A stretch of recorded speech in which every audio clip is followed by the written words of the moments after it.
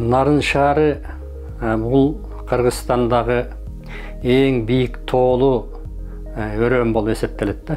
Арт түрдүүлүк долбоор аркылуу мен ушу Кыргызстандын көптөгөн сүрөт ишмерлери менен тааныштым. Алар менен бир топ ушул пленердик иштерде катышып, нарын өрөөнүнүн эң кызыктуу жерлеринде 2 күн 3 күн пленердик иштерди аткардык. Көптөгөн адамдар менен, достор менен тааныштым.